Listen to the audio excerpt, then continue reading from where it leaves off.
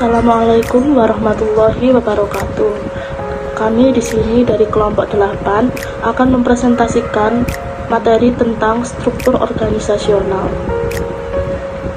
Sebelumnya, saya akan membacakan nama kelompok. Nama kelompok ada saya sendiri, Ayunda Mahabagasi dengan NIM 190301051. Selanjutnya ada Elin Nurvina dengan NIM 190301040. Dan yang terakhir ada Riris Dia Mariati dengan NIM 190301005. Ayunda Mahabagasi dengan NIM 190301051 akan menjelaskan dari slide 1 sampai dengan slide ke-9. Untuk slide pertama, saya akan menjelaskan tentang struktur organisasional.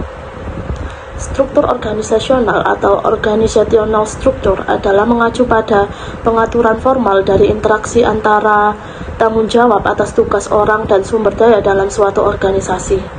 Struktur organisasi sendiri seringkali dilihat sebagai suatu bagan yang seringkali berbentuk suatu piramida dengan posisi atau gelar dan peran yang diturunkan dari atas ke bawah.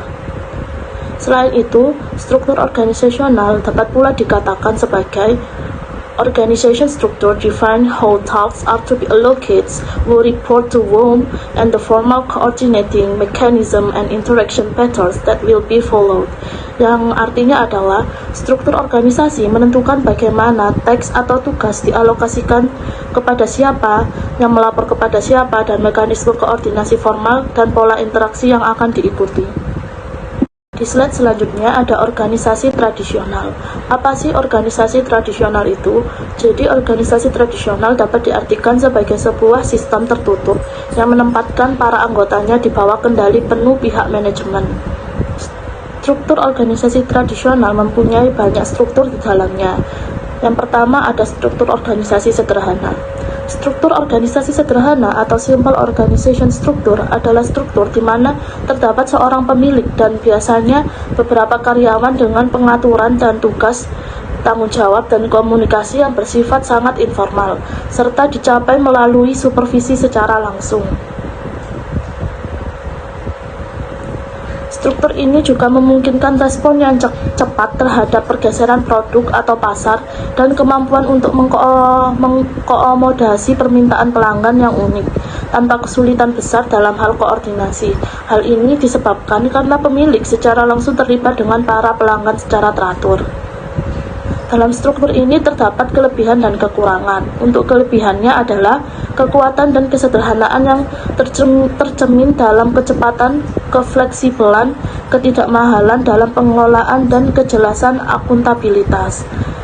Sedangkan untuk kekurangannya yaitu struktur ini sulit untuk dijalankan dimanapun, selain di organisasi kecil, karena struktur sederhana menjadi tidak memadai tatkala sebuah organisasi berkembang, karena formalisasinya yang rendah dan sentralisasinya yang tinggi cenderung menciptakan kelebihan beban atau overload di puncak. Selanjutnya yang kedua ada struktur organisasi fungsional. Struktur organisasi fungsional atau functional organization structure adalah struktur di mana tugas orang dan teknologi yang dibutuhkan untuk menjalankan bisnis dibagi menjadi grup-grup fungsional yang terpisah seperti pemasaran, operasi, dan keuangan, dengan prosedur yang semakin formal untuk mengkoordinasikan dan mengintegrasikan aktivitas-aktivitas untuk menghasilkan produk dan jasa dari bisnis tersebut. Struktur fungsional ini banyak terdapat pada perusahaan-perusahaan dengan fokus produk tunggal atau sempit dan yang telah mengalami keberhasilan dalam pasarnya, sehingga menuju pada peningkatan penjualan dan peningkatan jumlah orang yang dibutuhkan untuk melakukan pekerjaan di balik penjualan tersebut. Adapun kekurangan dan kelebihan dari struktur ini adalah untuk kelebihannya: 1. Mencapai efisiensi melalui spesialisasi. 2. Mengembangkan keahlian fungsional. 3. Mendiferensiasi dan mendelegasikan keputusan operasi harian. Yang keempat, mempertahankan pengendalian tersentralisasi atau keputusan strategis. Selanjutnya kekurangannya: 1. Mendukung spesialisasi terbatas dan persaingan atau konflik fungsional. Yang kedua, menciptakan kesulitan-kesulitan dalam koordinasi fungsional dan pengambilan keputusan antar fungsi. Yang ketiga, membatasi pengembangan manajer umum. Yang keempat, mempunyai potensi kuat akan terjadinya konflik antar fungsi, prioritas diletakkan dalam bidang fungsional. Selanjutnya, di slide selanjutnya kita dapat melihat tampilan atau gambar dari struktur organisasi fungsional. Jadi di struktur organisasi fungsional ini dari bentuknya bisa dilihat beberapa pimpinan atau kepala bagian yang terbagi dengan keahlian masing-masing kepala bagian seperti teknik, produksi, personalia, keuangan, dan akuntansi serta pemasaran. Lalu di struktur lainnya ada struktur fungsional yang berorientasi proses. Itu COO membagi kepada bagian-bagian seperti pembelian, penerimaan dan persediaan, memasukkan pesanan, penjualan, grosir, penjualan retail, akuntansi, dan penagihan serta layanan pelanggan. Selanjutnya, yang ketiga ada struktur organisasi divisi. Struktur organisasi divisi atau divisional organization structure adalah struktur di mana sekelompok unit atau divisi yang relatif otonom diatur oleh suatu kantor pusat korporat, namun setiap divisi operasi memiliki spesialisasi fungsionalnya masing-masing yang menyediakan produk atau jasa yang berbeda dari divisi lainnya. Struktur divisi memungkinkan manajemen perusahaan untuk mendelegasikan wewenang atas manajemen strategi dari entitas bisnis yang berbeda. Seperti yang ada di samping, ini merupakan gambar dari struktur organisasi divisi sendiri. Seperti yang kita lihat, yang di atas sendiri adalah CEO atau Chief Executive Officer yang membagi ke dalam 3 bagian. Yang pertama, manajer umum divisi UBSA, yang kedua manajer umum divisi UBSB, dan yang ketiga manajer umum divisi UBSD, di mana ketiga bagian-bagian ini atau ketiga manajer umum ini mempunyai tim atau anggota ini mempunyai spesialisasinya sendiri atau tugas-tugasnya sendiri. Di slide selanjutnya, kita bisa melihat unit bisnis strategi. Unit bisnis strategi ini merupakan bagian dari struktur organisasi divisi sendiri. Jadi unit bisnis strategi atau USB atau strategis business unit adalah suatu kelompok berdasarkan pada elemen-elemen strategis yang dimiliki bersama, biasanya dikaitkan dengan perbedaan dalam produk atau pasar tertentu. Dan unit bisnis strategi tentu memiliki kelebihan dan kekurangan. Untuk kelebihannya sendiri, pertama, membebaskan CEO untuk mengambil keputusan strategisnya lebih luas. Kedua, mempertahankan spesialis fungsional dalam setiap divisi. Ketiga, menyediakan tempat pelatihan yang baik bagi para manajer strategis. Dan yang keempat, secara tajam memfokuskan tanggung jawab atas kinerja. Selanjutnya, kekurangannya ialah yang pertama, mengembangkan potensi persaingan yang difungsional atas sumber daya tingkat korporat. Yang kedua, menciptakan potensi terjadinya inkonsistensi kebijakan antar divisi. Yang ketiga, meningkatkan biaya-biaya yang dikeluarkan melalui duplikasi fungsi. Dan yang keempat, menciptakan kesulitan dalam mempertahankan citra perusahaan secara keseluruhan. Untuk slide selanjutnya yang akan membahas tentang perusahaan induk akan diterangkan atau akan dibacakan oleh teman saya Elin Nurvina. Saya Elin Nurvina, NIM 1903011040. Di sini saya akan menjelaskan dari slide ke-10 sampai slide ke-17. Di sini ada perusahaan induk. Perusahaan induk atau holding company struktur, yaitu di mana suatu entitas korporat merupakan kumpulan luas dari bisnis dan divisi yang seringkali berkaitan sedemikian rupa, sehingga entitas korporat tersebut bertindak sebagai pengelola keuangan yang memegang bagian kepemilikan dalam berbagai bagian perusahaan, tetapi hanya memiliki sedikit keterlibatan manajerial secara langsung. Pada intinya, di tingkat perusahaan tersebut menyediakan dukungan keuangan dan mengelola masing-masing bisnis atau divisi melalui sasaran keuangan dan tinjauan tahunan atas kinerja dan kebutuhan investasi. Pendekatan ini dapat menghemat biaya dibandingkan dengan pendekatan UBS yang lebih aktif karena tambahan tingkatan manajemen. Aspek negatifnya yaitu kantor korporat menggantung pada tim manajemen masing-masing unit bisnis dan kurangnya kendali terhadap keputusan yang dibuat oleh para manajer tersebut. Selanjutnya, slide ke-11 yaitu struktur organisasi matriks. Struktur matriks atau matrix organization struktur yaitu struktur di mana personal fungsional dan staf ditugaskan ke suatu bidang fungsional dasar ataupun kepada seseorang manajer proyek atau produk. Struktur ini memiliki dua saluran wewenang tanggung jawab atas kinerja evaluasi dan kendali sebagaimana disajikan dan tampilan. Bentuk matriks yang dimaksud adalah untuk memungkinkan manfaat orang-orang yang berbakat dalam suatu perusahaan dengan menggabungkan keuntungan dari spesialis fungsional dan spesialis proyek-proyek. Struktur matriks juga meningkatkan jumlah manajer tingkat menengah yang melaksanakan tanggung jawab manajemen umum. Di sini ada beberapa kelebihan dan kekurangan struktur organisasi matriks. Yang pertama ada kelebihan, yaitu yang poin pertama mengakomodasi beragam aktivitas bisnis yang berorientasi proyek. Poin kedua yaitu menyediakan tempat pelatihan yang baik bagi para manajer strategi. Poin ketiga yaitu memaksimalkan penggunaan yang efisien atas manajer fungsional. Yang kedua ada kekurangan. Yang pertama yaitu dapat menimbulkan kebingungan dan kebijakan yang saling bertolak belakang. Yang kedua, mengharuskan adanya koordinasi horizontal dan vertikal yang luar biasa. Dan yang terakhir, dapat meningkatkan kemacetan informasi dan pelaporan yang berlebihan. Di sini terdapat gambar struktur organisasi matriks. Yang bagian pertama yaitu Chief Executive Officer. Di bawahnya terdapat wakil presiden teknik. Dan di samping wakil presiden teknik terdapat manajer proyek A, manajer proyek B, dan manajer proyek C.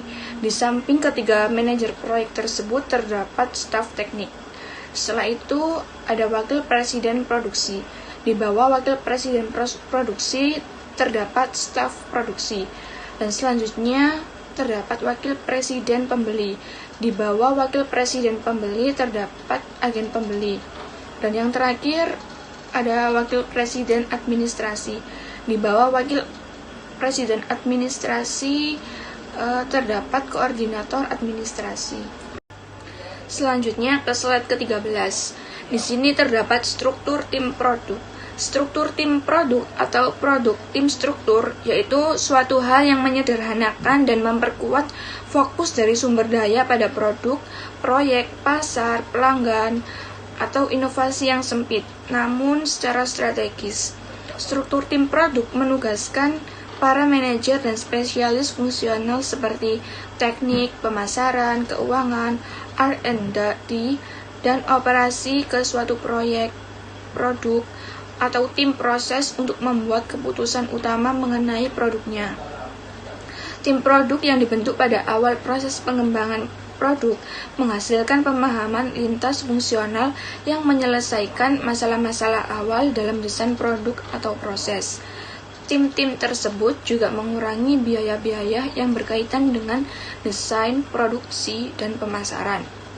Sedangkan pada saat yang sama, biasanya mempercepat inovasi dan tanggapan pelanggan karena wewenang yang dimiliki tim tersebut memungkinkan keputusan tersebut dibuat secara baik. Di sini juga terdapat gambar struktur tim produk. Yang bagian pertama yaitu Chief Executive Officer. Di sini terdapat 5 bagian, yaitu penelitian dan pengembangan. Yang kedua, teknik. Yang ketiga, ada operasi. Yang keempat, ada keuangan. Dan yang terakhir, ada penjualan dan pemasaran. Selanjutnya ke slide 15, perubahan yang terjadi dalam satu abad. Yang pertama ada globalisasi. Kata global berarti menjual barang di pasar luar negeri. Kemudian kata global berarti menempatkan operasi di banyak negara. Saat ini perusahaan-perusahaan tersebut menjual juga ke seluruh dunia. Yang kedua ada internet. Internet memberikan setiap orang dalam organisasi atau kepada orang yang bekerja dengan organisasi, dari yang terendah sampai CEO, pemasok atau pelanggan yang berkemampuan untuk mengakses begitu banyak informasi secara instan dari manapun. Internet memungkinkan perusahaan global dengan fungsi kantor dan aktivitas yang berbeda dan tersebar di seluruh dunia untuk terhubung hingga ke pelanggan. Dan yang terakhir, ada kecepatan. Teknologi atau digitalisasi merupakan penghilang pikiran dan campur tangan manusia dari tugas-tugas paling rutin suatu organisasi serta menggantikannya dengan komputer dan jaringan. Kecepatan potensial dalam pengambilan keputusan yang menantang hierarki struktur organisasi tradisional seperti perusahaan Cisco. Ia melakukan negosiasi untuk 50-60 aliansi pada saat yang sama. Karena sifat dari operasinya yang beragam, kecepatan negosiasi ini harus dilakukan dengan keputusan yang harus diambil untuk membutuhkan suatu struktur organisasi yang sederhana dan akomodatif. Selanjutnya, slide 16. Usaha awal untuk meningkatkan efektivitas dari struktur organis tradisional.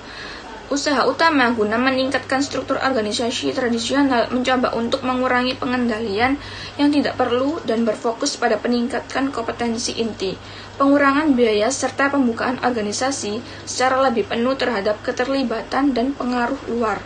Di sini ada 3 awal untuk meningkatkan efektivitas dari struktur organisasi tradisional. Yang pertama yaitu mendefinisikan kembali peran kantor pusat korporat dan pengendalian pada dukungan dan koordinasi. Semakin banyak perusahaan multibisnis dengan keterlibatan global untuk mengubah peran kantor pusat korporat dari pengadilan alokasi sumber daya dan pemantauan kinerja menjadi koordinator dari hubungan lintas banyak bisnis, yang menjadikan salah satu hal yang telah dilakukan akan melalui penciptaan suatu dewan eksekutif yang terdiri atas manajer puncak dari setiap bisnis. Yang kedua, menyeimbangkan permintaan untuk pengendalian atau diferensiasi dengan kebutuhan untuk koordinasi atau integrasi. Pengendalian atas kelompok aktivitas merupakan hal utama untuk membagi aktivitas dan kadangkala disebut juga sebagai diferensiasi, yaitu merupakan suatu keputusan struktural yang penting karena pada saat yang sama aktivitas-aktivitas tidak peduli seberapa terdiferensiasinya yang perlu untuk dikoordinasi dan diintegrasikan kembali sebagai suatu keseluruhan sehingga bisnis berfungsi secara efektif. Dan yang ketiga, melakukan restrukturisasi untuk menekankan dan mendukung aktivitas-aktivitas yang penting secara strategis. Restrukturisasi adalah mendesain kembali suatu struktur organisasi dengan maksud untuk menekankan dan memungkinkan aktivitas-aktivitas yang penting bagi strategi perusahaan untuk berfungsi seefektif mungkin. Inti dari restrukturisasi adalah membuat konsep bahwa beberapa aktivitas dalam rantai nilai suatu bisnis lebih penting bagi keberhasilan strategi bisnis yang dibandingkan dengan aktivitas lainnya. Ada beberapa langkah-langkah perusahaan yang berhasil merekayasa ulang operasinya untuk proses bisnis adalah sebagai berikut. Yang pertama, mengembangkan suatu diagram alur atau flow chart dari proses bisnis total termasuk keterkaitannya dengan aktivitas rantai lainnya. Yang kedua, mencoba menyederhanakan proses tersebut dahulu. Yang ketiga, menentukan bagian manakah dari proses tersebut yang dapat diotomatisasi untuk mempertimbangkan dan memperkenalkan teknologi. Yang keempat, mengevaluasi setiap aktivitas dalam proses tersebut untuk menentukan apakah aktivitas tersebut penting bagi strategi atau tidak. Yang kelima, menimbangkan kelebihan dan kekurangan untuk melakukan pengalih-dayaan atas aktivitas yang tidak penting. Dan yang terakhir, merencanakan suatu struktur untuk melaksanakan aktivitas-aktivitas yang tersedia. Selanjutnya akan dijelaskan oleh teman saya, Riris Dian Mariati. Nama saya Riris Dian Mariati, NIM 1903010005. Saya jurusan manajemen dari kelas A pagi semester 5. Di sini saya bertugas membaca slide nomor 18 sampai dengan slide nomor 25. Menciptakan organisasi virtual yang responsif. Organisasi virtual didefinisikan sebagai jaringan temporer yang terdiri atas perusahaan-perusahaan independen pemasok, pelanggan, subkontrak, dan bahkan pesaing yang terutama dihubungkan oleh teknologi informasi guna berbagi keahlian akses ke pasar dan biaya.